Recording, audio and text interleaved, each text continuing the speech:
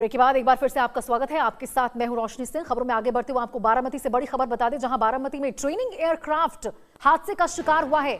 Baramati airport के पास गोजुबाबी में ये हादसा हुआ।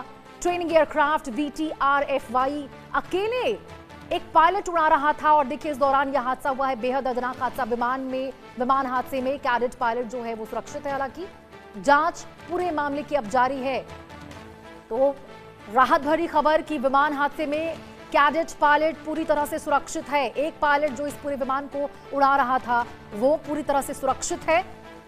अब फिलहाल आपको बता दें जांच पूरे मामले की हो रही है। और बारामती से ये तस्वीरें आपको दिखा रहे किस प्रकार से बारामती एयरपोर्ट के पास गोजुबावी में ये हादसा हुआ है और एक बहुत बड़ा हादसा होते होते चला है।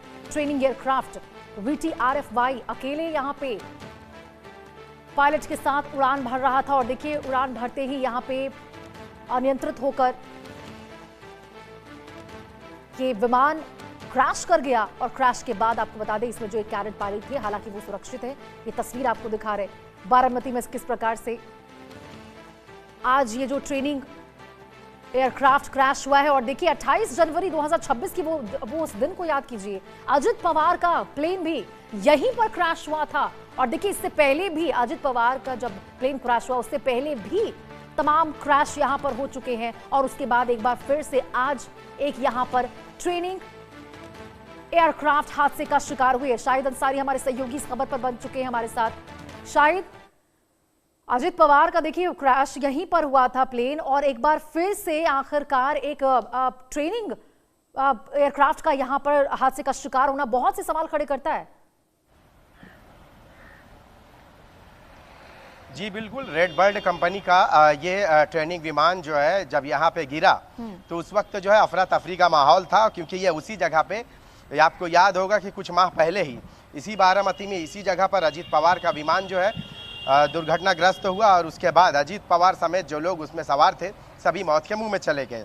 आज जब ये हुआ तो शुक्र ये रहा है कि जो पायलट रहा है वो सुरक्षित रहा है, जबकि प्लेन जो है पूरी तरह से जो है यहाँ गिरने के बाद जो है कई हिस्से उसके टूट गए हैं।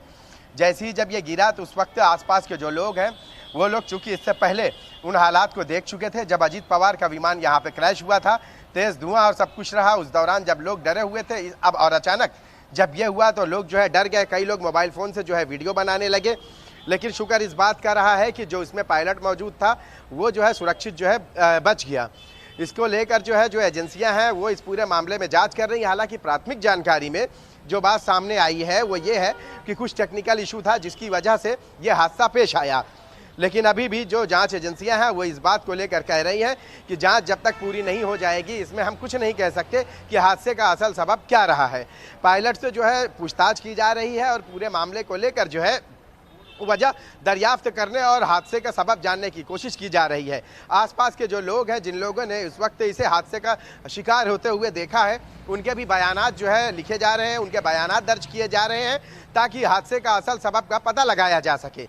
आपको याद होगा कि इसी जगह पर जो है अजीत पवार का विमान जो है हादसे का शिकार हुआ। महज कुछ सेकंड ही लगे थे जिसमें पूरा विमान जलकर जो है राख हो गया। जहां विमान में मौजूद जो लोग थे वो लोग जो है मौत के शिकार हो गए। अजीत पवार भी जो है इसी हादसे का शिकार हो गए। यही वजह रही है कि जब यहाँ पे हुआ तो जो लोग हैं आसपास के लोग और आसपास के गांव के जो लोग थे वो अफरा तफरी के आलम में जो है यहाँ पे पहुंचे। लेकिन ये अच्छा रहा है कि विमान जो है यहाँ पे लैंड तो हुआ है, क्रैश बिल्कुल शायद। और देखिए सबसे बड़ी बात तो यही है कि यहाँ पे एक ट्रेनिंग एयरक्राफ्ट था और इसमें लोग नहीं थे केवल एक पायलट के अलावा, वरना बहुत बड़ा हादसा हो सकता था। ठीक है, बहुत बहुत शुक्रिया आपका शायद इस तमाम जानकारी के साथ हमारे साथ जुड़ने के लिए। चलिए खबरों में आगे बढ़ते हैं और इस बीच आपको